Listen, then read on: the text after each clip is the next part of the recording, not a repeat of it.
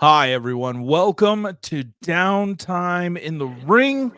Before I introduce our guest, all I have to say is remember to use the hashtag tag me in case you just need just somebody to talk to vent, to just, shoulder to cry on. Use the hashtag tag me in. We are always here to help you in any possible way. Shout out to WSN. Didn't give them the shout out last week. My bad. I'm sorry, Brady. For making us the official podcast of the Wrestling Society Network. Less than a year, and we're already on a streaming service. That is so amazing. We can't thank you enough, guys, for choosing us. And shout out to TZ's Table. June, he will have a live one-on-one with his best friend in the world, his co-host, the AEW World Heavyweight Champion, Swerve Strickland. So that is an episode that you guys definitely have to go and check out. Today, I have another member of OTR, another gritty wrestler. I have Tomas Silva today. It's about time you have one of the greatest wrestlers on your podcast, and I will make sure every one of your viewers will recognize my greatness. You better believe it. Oh, we'll see about that. We'll see about that. We'll see about that. Some weird shenanigans happened at the last phase 1 show, sir, and it seems like you yourself have been hanging around a very interesting duo, um, full of shenanigans and chicanery, if I have to say so myself. And we got into a little bit of a debate, on one of your posts that the family, if that is what you guys call yourselves, are one of the best things out there, and I don't agree with it, man. I mean, it kind of was a little shady what you guys pulled out there at phase 1 in their first show. That's all I can say. Little shady. Katie, you may say, but just think when you have such a great manager like Lucas Scratch, maybe shady's one way to look at it, but maybe a genius is another way to look at it. See, some people like to think on the lowest platform, whereas Lucas Scratch, he thinks levels ahead to where you can't even predict our next move. Ain't that right?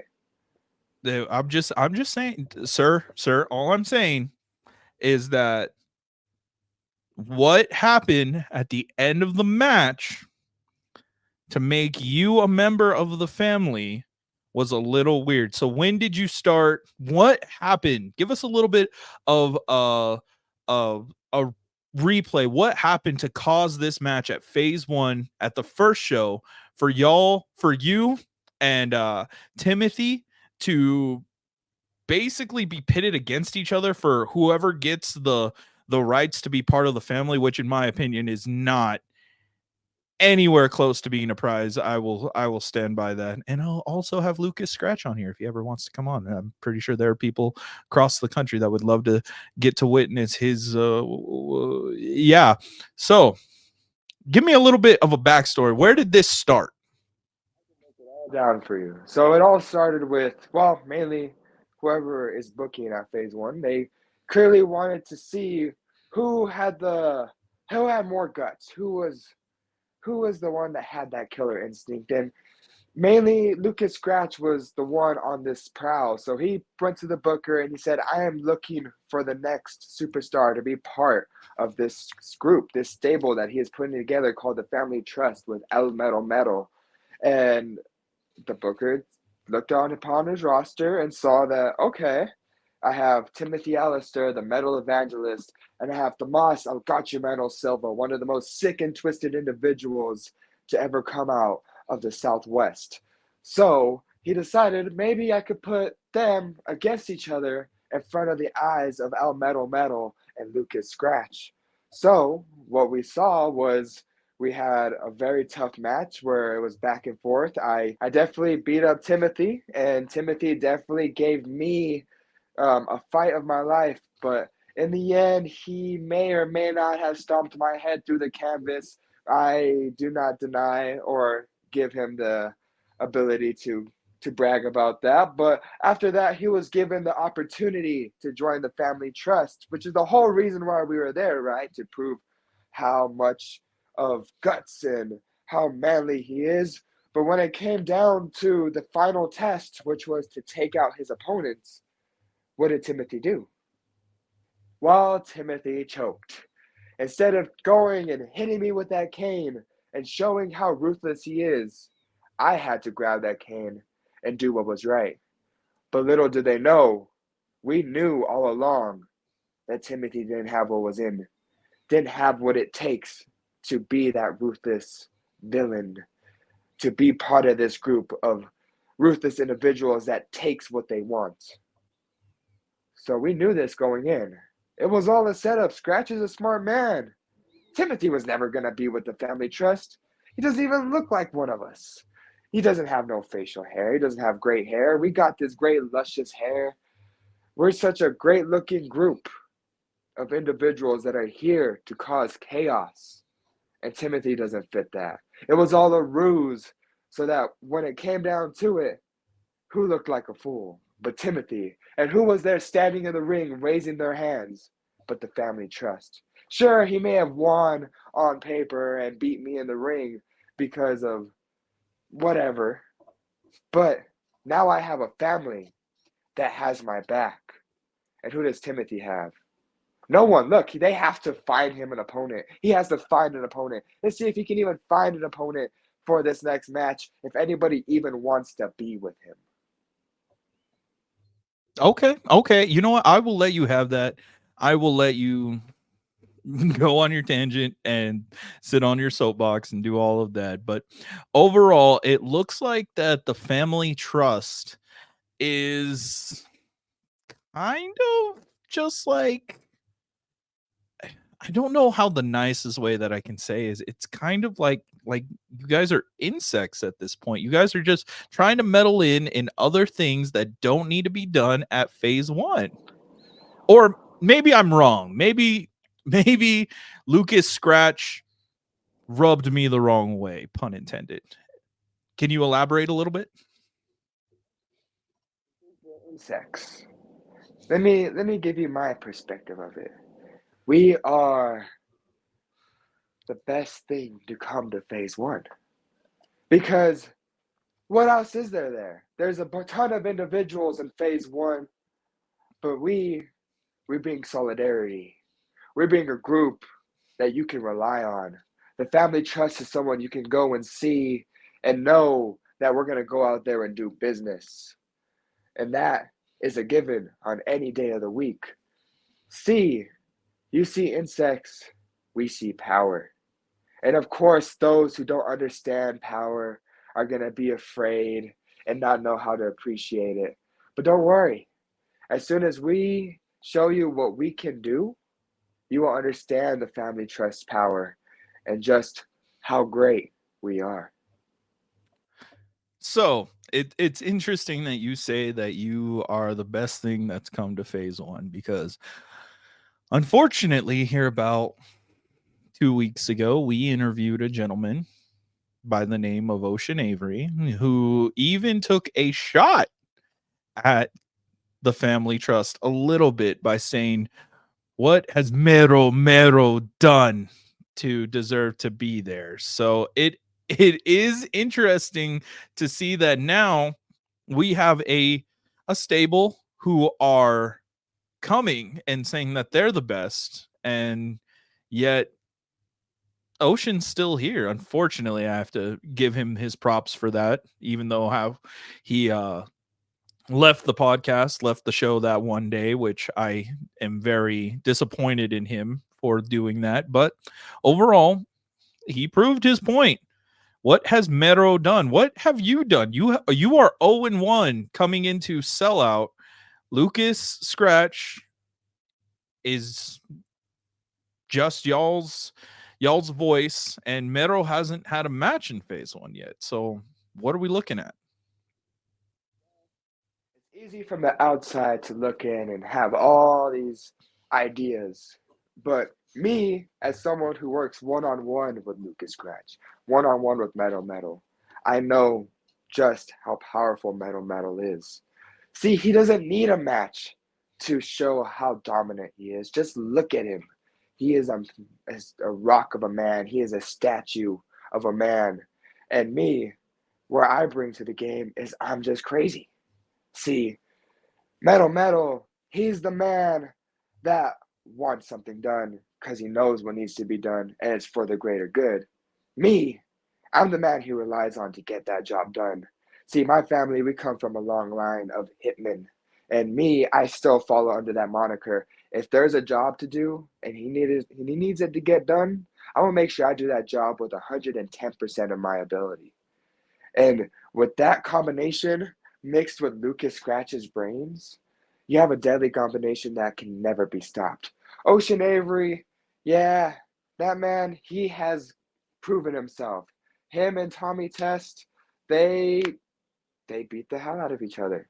And working with Scratch, I've seen hell, and they beat the hell out of each other. I give them respect for that.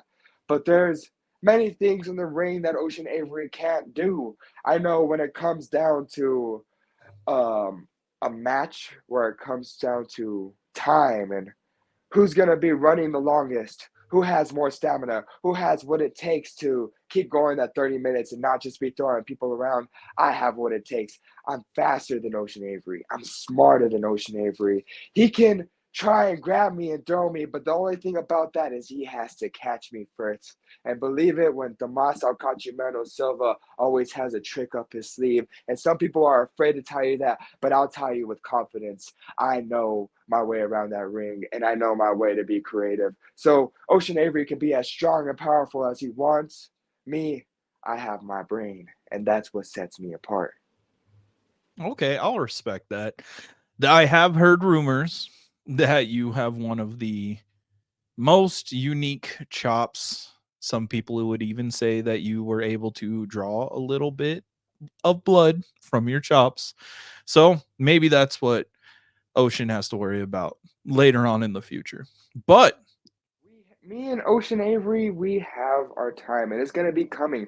Me and him have crossed paths on so many times, so many occasions.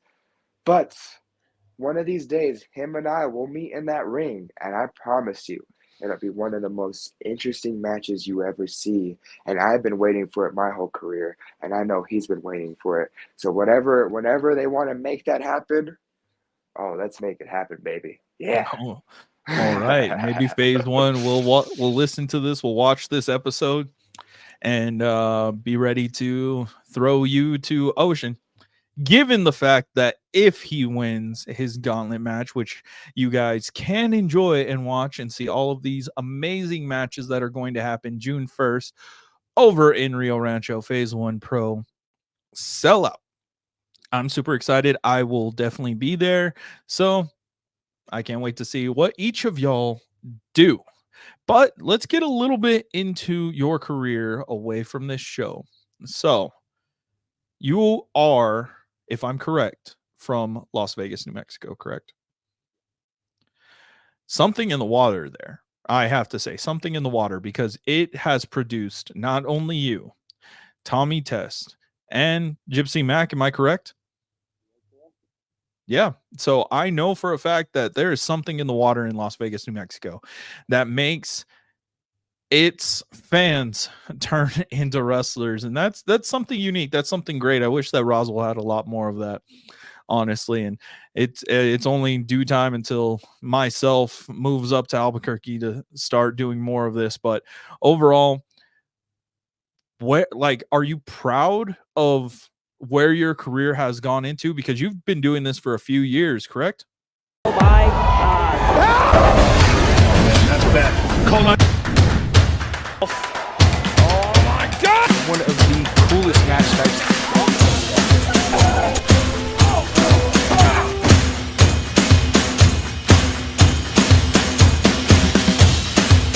In a world of wrestling, we bring to you the WSN app, only on Roku.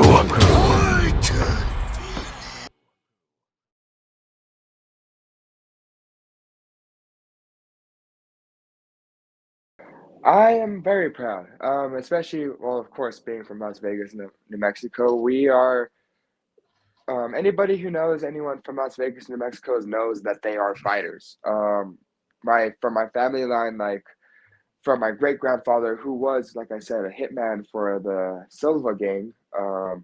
He had to fight his whole life. He had to do what had to be done, and because of that, my family was given the name El Cachumeno, and it was always kind of like something that haunted us. Like my grandma hated it because it was a negative thing that they were given, but herself was a fighter. Like every day, my grandpa told me stories where she would try and get into fights with her neighbors. She would hike up her skirt and be like, "All right, put him up, let's go!" Like, because she was always ready to go. And same with my grandfather, who was throughout the week he worked as a truck driver, and on the weekends he worked at bars where he was a bouncer. And those bars he would also fancy during the week when he wasn't working, and all he would do was drink and get into fights.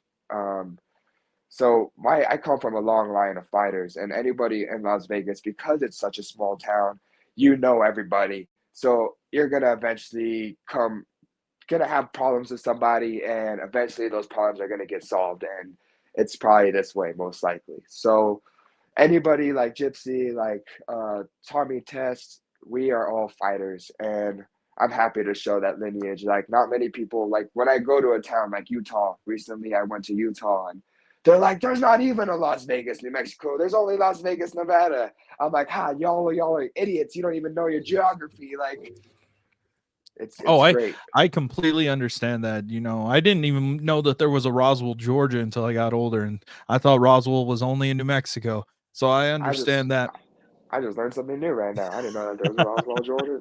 there is a Roswell, Georgia. It's weird. All It's right. the city thing. It's weird. So going into this, you've been training for a few years, like I said. What are some of the most unique things you've gotten to do on the road, especially with the group that you train with? A lot.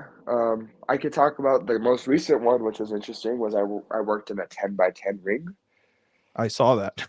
Yeah, I know. Saw that. Yeah, that was definitely a curveball.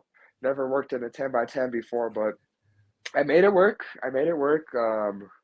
Majority of the matches, because there were no rules, luckily, so I just beat them up outside of the ring, and then every now and then I would take them back in the ring for a few moves, and it was definitely something. It was weird to give someone a move and then you hit the ropes. Your leg hits the ropes, or Yeah. yeah, you're not sure if you're gonna exactly make it. So that's been pretty interesting. And then generally, I've been trying lately now. Whenever I go to like a new city and stuff, try and see what's around in the city. Because of course, being from Las Vegas, New Mexico, and being quite poor, you don't get to see much. Growing up on a ranch, you just see dirt, and Yeah.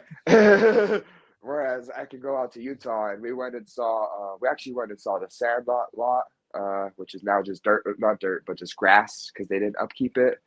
I saw the Dumb and Dumber house,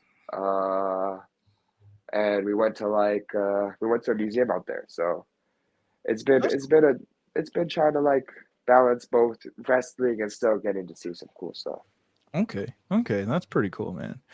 That's one of the things that I enjoy when I travel is trying to find those small unique things or anything like that, especially when we go to like El Paso. Love seeing the Eddie Guerrero um painting or memorial, whichever word you want to use towards that. It's cool to see that.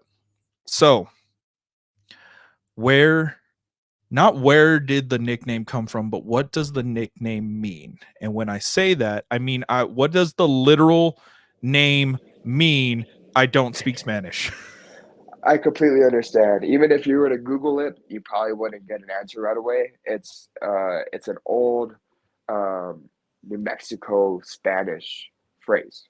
Okay. So a lot of people don't understand because there's Puerto Rican Spanish, there's Mexican Spanish. While in New Mexico, we have our own type of Spanish, and it's just our own version with slang mixed with uh, English, and so like "alcachumeno" is an old slang phrase back in the day, which basically meant that you were like twisted or sick in the head.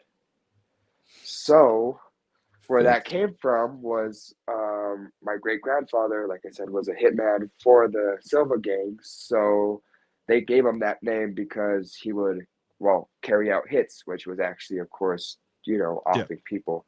So that's why we got that name, and it stuck with our family because of that. So for the longest time, it was always related to, of course, like death and murder. But I'm trying to take it and make it more positive and just show that we're just fighters. Sure, we're sick in the head. Like that's something I can't fight. Like that's just how I am. I was born that way. But at least I'm making a career out of it.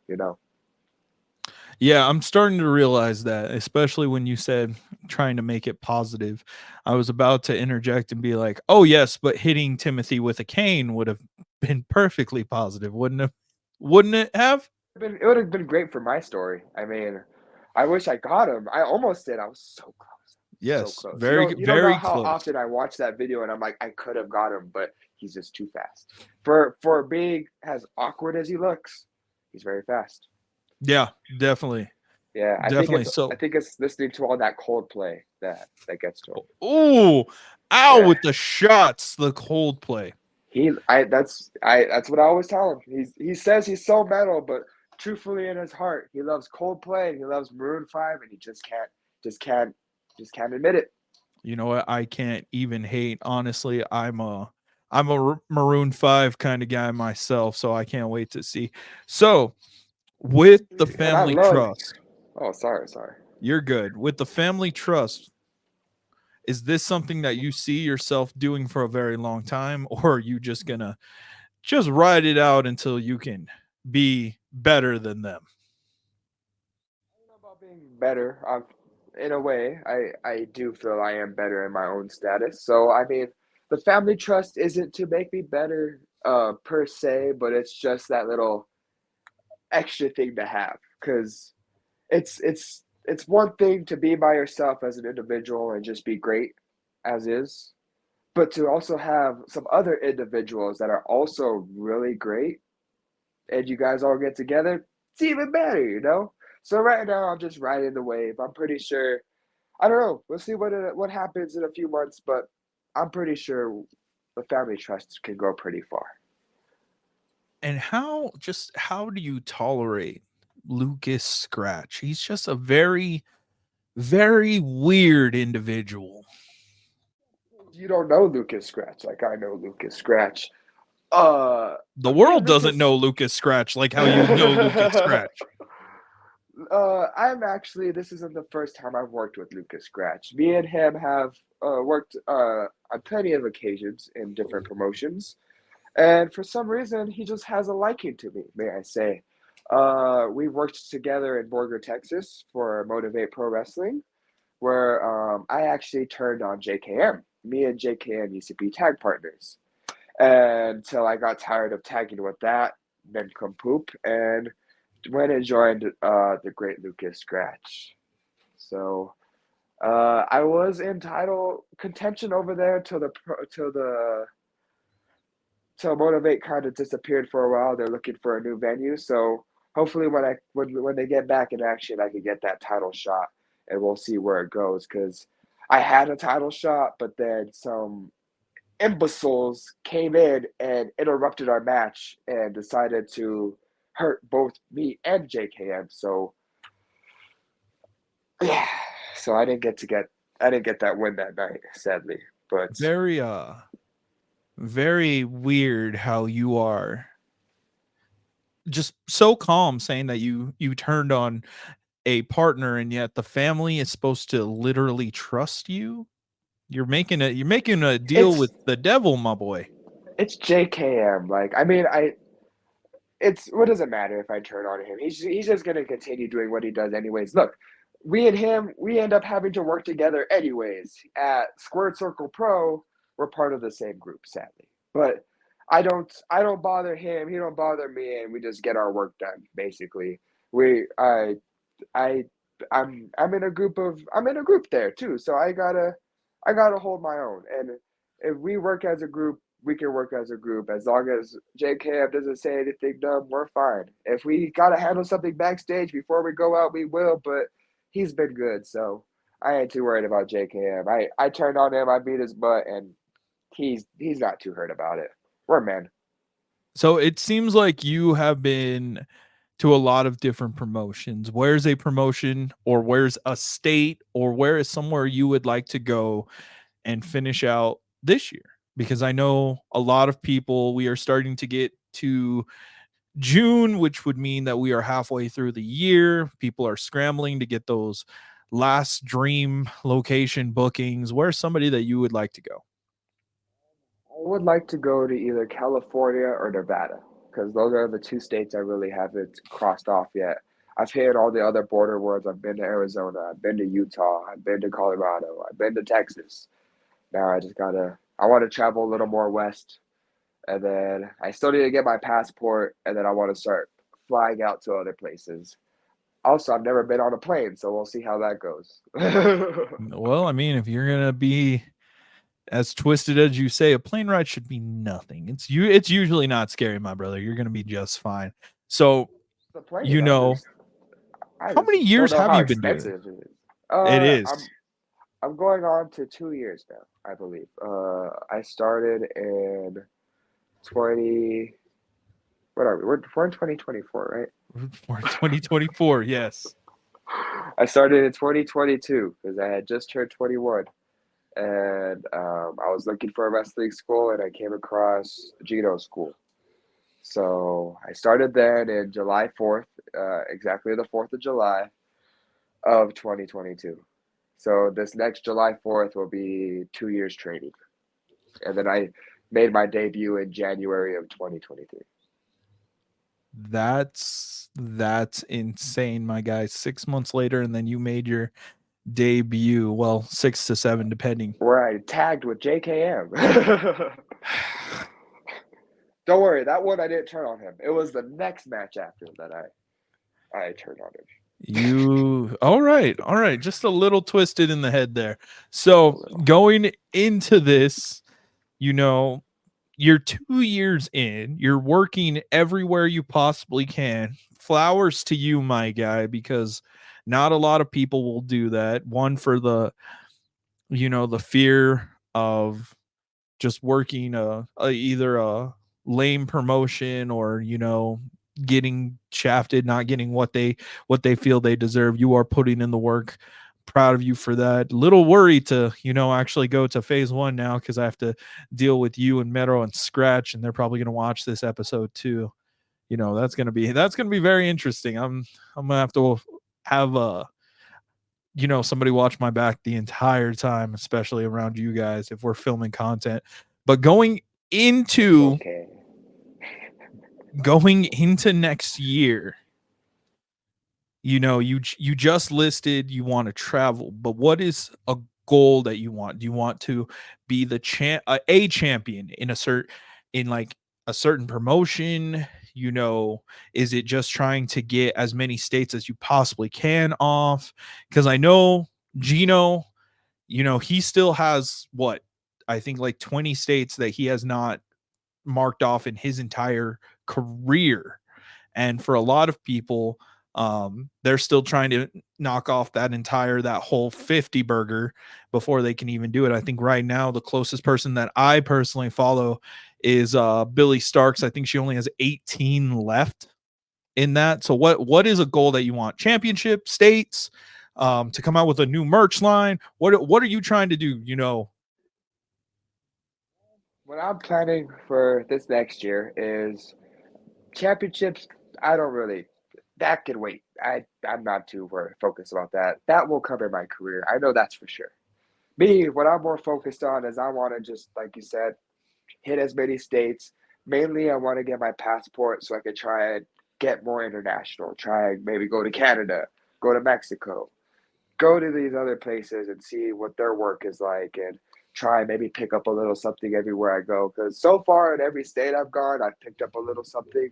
Right, if I could go international and pick up stuff there, that would be great. And at least just getting this face out there, because once people see me, they can't deny that they can't forget me, and I know that's for sure. Maybe out of trauma, but I can agree that it's out of that they can't forget you. So Getting are smacked there with a belt is unforgettable. now? Let's talk about that belt. Yeah. That why? Just why? Just why? why shouldn't I? I gotta let Betty be. You you know the belt says Betty, right? No.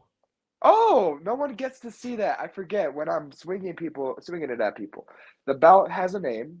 Her name is Betty. On the belt, it is written out Betty. And that's just what she loves to do. She loves to inflict pain on other people, and I can't hold her back. Like that's what she tells me. So I just go out there and I let her go free. What do you mean that's what she tells you? Belt. Is that weird? It talks to me. It What? probably will talk to you, but I don't know if you're mental enough. But the belt actually talks to me. It tells me that's another person in my ear. I have Lucas Scratch, and then I have Betty in my ear telling me vicious things to do throughout my match. So sometimes if you see me like holding the belts in my ear, I'm listening to Betty. I'm getting her advice on what I should do. Okay. Alrighty. Okay. Okay. So, as we begin to wind down here, and I'm going to hold my eyes up until I don't feel safe. So, where can everybody see your upcoming dates, my guy? Dates. Other than That's what Phase 1 Pro sellout here June 1st. mainly on my social medias. I have Instagram. I have Tomas CACHUMENO on Instagram, and you can find me on Facebook. I have a TikTok mainly for my footage that I could show off me, doing vicious things, hitting people with Betty, fun stuff. Oh my god. Okay. All Did you right. you saw the clip when I threw the shot in the guy's face, right? Yes, I did. Yes, That was I great. did. Oh no. Okay, ladies and gentlemen, this is going to be interesting. We are wrapping up. So, like he said, you guys can catch him, Tomas Silva, on Facebook. You can catch him, Tomas, insert name because I can't pronounce it, Silva on Instagram. Meno Silva. El CACHUMENO Silva on Instagram. On TikTok also? Yes, on TikTok also. All righty. And we will see you guys in the next video. I will see you at phase 1. I Believe may not see you guys in the next video. it.